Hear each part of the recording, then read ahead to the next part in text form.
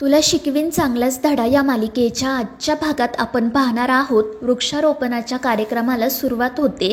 झाडं लावण्यासाठी अधिपती खड्डा खणत असतो, पण अक्षरा त्याला थांबवत म्हणते की अधिपती, आज तुमचा वाढदिवस आहे, त्यामुळे तुम्ही कोणतंही काम करायचं नाही, हे काम मी करते. पण अधिपती तिचं ऐकत नाही. तो म्हणतो की मास्तरीनबाई, तुम्ही शिक्षिका आहात, तुमच्या हातात खडू शोभून दिसतो आणि माझ्या हातात कुदळ. मात्र अक्षराही त्याचं ऐकत नाही आणि मग ते दोघेजण याच गोष्टीवरून एकमेकांसोबत बोलत असतात. तितक्यात शाळेतील एक मुलगा त्या ठिकाणी येतो. अक्षरा आणि अधिपतीचं बोलणं तो बराच वेळ ऐकत उभा राहतो आणि मग शेवटी तोच म्हणतो की तुम्ही दोघेही राहू द्या, मी खड्डा खणतो. मात्र ते ऐकून अधिपती म्हणतो की अजिबात नाही, तुला सायंटिस्ट व्हायचं आहे ना, मग जा तू दुसरं काहीतरी काम कर. आणि मग तो अक्षराला सुद्धा दुसरं काम करायला सांगतो आणि खड्डा खणायला सुरुवात करतो. मात्र चुकून अधिपतीच्या हातात असणारी कुदळ त्याच्या पायाला लागते आणि मोठी जखम होते. त्या जखमेतून खूप रक्त वाहत असतं आणि ते बघून सगळेच जण घाबरतात. तर चंची लगेच ही गोष्ट भुवनेश्वरीला सांगण्यासाठी निघते. दुसरीकडे अधिपतीच्या वाढदिवसानिमित्त भुवनेश्वरीने मोठा कार्यक्रम ठेवलेला असतो. सगळे पाहुणे सुद्धा आलेले असतात आणि त्याचवेळी दुर्गी भुवनेश्वरीला सांगत असते की सुनबाई घरात कुठेही नाहीये, मी सगळीकडे तिचा शोध घेतला पण ती कुठेच नाहीये. आणि ते ऐकून भुवनेश्वरी काळजीत पडते. ती म्हणते की आम्ही सुनबाईंना सांगितलं होतं की आज संध्याकाळी कार्यक्रम आहे, कुठेही जाऊ नका.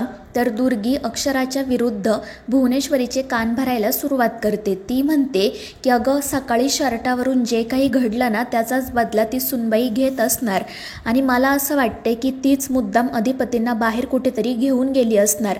त्यावर भुवनेश्वरी म्हणते पण हे शक्यच नाही आहे, कारण मी स्वतः अधिपतींना सांगितलं होतं की तुम्ही वेळेवर घरी या. त्यावर दुर्गी म्हणते की अगं, अधिपतींची सुद्धा इच्छा नसणार, ते तिला म्हणतच असतील की आपण घरी जाऊ, पण तिने ऐकायला हवं ना. आज सकाळी सुद्धा तुझ्या आधी तिने औक्षण केलं, शर्टसुद्धा तिनेच त्यांना घालायला दिलं आणि मग नंतर काय झालं हे तू बघितलंच ना. ती मुद्दाम हे सगळं करते आणि हे ऐकून भुवनेश्वरी खूप चिडते. दुसरीकडे अधिपतीच्या पायाला झालेली जखम बघून अक्षरा खूप घाबरलेली असते. ती खूप रडत असते आणि मग त्यानंतर ती तिच्या साडीचा पदर फाडते आणि अधिपतीची ती जखम बांधते. अधिपती म्हणत असतो की मास्तरीनबाई, तुम्ही रडू नका, आम्हाला काही झालेलं नाहीये. पण अक्षरा खूप रडत असते. तर दुसरीकडे दुर्गी आणि भुवनेश्वरी बोलत असताना चंची त्या ठिकाणी येते. ती मोठमोठ्याने आवाज देतच त्या ठिकाणी आलेली असते, पण भुवनेश्वरी तिला शांत राहायला सांगते आणि बाजूला घेऊन जात विचारते की काय झालं आहे. आणि त्यावर चंची सांगते की त्या अक्षदाने आपल्या अधिपतींचा वाढदिवस त्यांचं रक्त सांडवून साजरा केला आणि ते ऐकून सगळ्यांनाच धक्का बसतो. भुवनेश्वरी विचारते म्हणजे नेमकं काय म्हणायचंय गो तुला. आणि त्यावर चंची सांगते की अधिपतींच्या पायाला कुदळ लागली आहे, खूप जखम झाली आहे, रक्त वाहत होतं आणि ते रक्त बघून मला सुद्धा चक्कर आली. आणि ते ऐकून घरातील सगळेच जण घाबरतात, पण त्यांना अजूनही नेमकं काय घडले ते कळत नाही.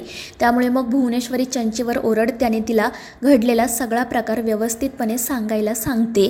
आणि मग चंची घडलेला सगळा प्रकार भुवनेश्वरी, दुर्गी आणि आजींना सांगते.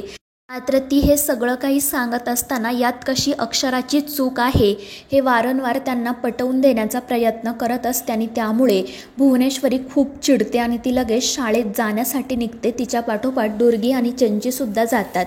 दुसरीकडे अक्षरा पटकन फर्स्ट एडचा बॉक्स घेऊन येते आणि अधिपतीची जखम साफ करते.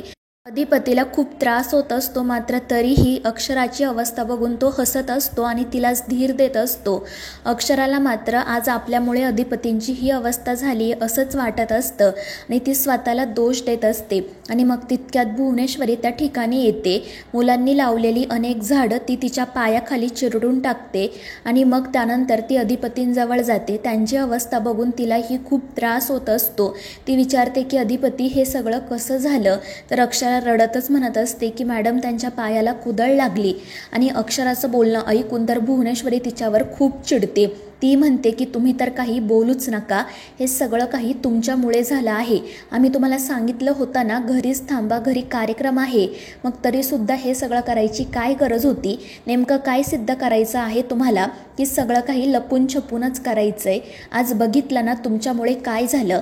आता काय माझ्या मुलाचा जीव घेणार आहात का तुम्ही. आणि ते ऐकून अक्षरा तर अजूनच रडू लागते. ती भुवनेश्वरीची माफी मागत असते. अधिपतीसुद्धा भुवनेश्वरीला शांत करण्याचा प्रयत्न करतो. होतो. पण भुवनेश्वरी काही गप्प बसत नाही. ती अक्षरावर खूप चिडते आणि त्याचसोबत तिथे असणाऱ्या मुलांवर सुद्धा ती म्हणते की तुम्हाला शाळेला सुट्टी आहे ना, मग तरीसुद्धा तुम्ही इथे काय करताय? आता तुमची शाळाच कायमची बंद करून टाकते. त्यामुळे ती मुलंही घाबरतात. तर अधिपती भुवनेश्वरीला शांत करतो आणि मग त्यानंतर अक्षरासुद्धा रडतच म्हणते की मॅडम माझी चूक झाली, कळलं मला, पण आपण आधी अधिपतींना हॉस्पिटलमध्ये घेऊन जाऊ, त्यांना खूप मोठी जखम झाली आहे. तर भुवनेश्वरी म्हणते की तुमची काही गरज नाही आहे, तुम्ही आता कुठेही यायचं नाही, आमच्या मुलाला आम्ही हॉस्पिटलमध्ये घेऊन जाऊ. आणि मग ती दुर्गेला डॉक्टरांना शाळेतच बोलवायला सांगते. अधिपतीला उठवण्यासाठी अक्षरा तिचा हात पुढे करते, मात्र भुवनेश्वरी तिला बाजूला करते आणि स्वतः अधिपतीला आधार देत उठवते आणि त्याला शाळेत घेऊन जाते. तर घडलेल्या प्रकाराचा अक्षराला खूप त्रास होत असतो. दुसरीकडे चारुहास सर चारुलता मॅडमसोबत बोलत असतात.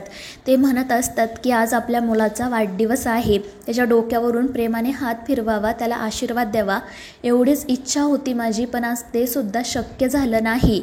मात्र आज अक्षरा त्याच्या वाढदिवसानिमित्त शाळेत वृक्षारोपण करणार आहे आणि मग मंदिरात जाऊन त्याला तिच्या मनातील गोष्टसुद्धा सांगणार आहे.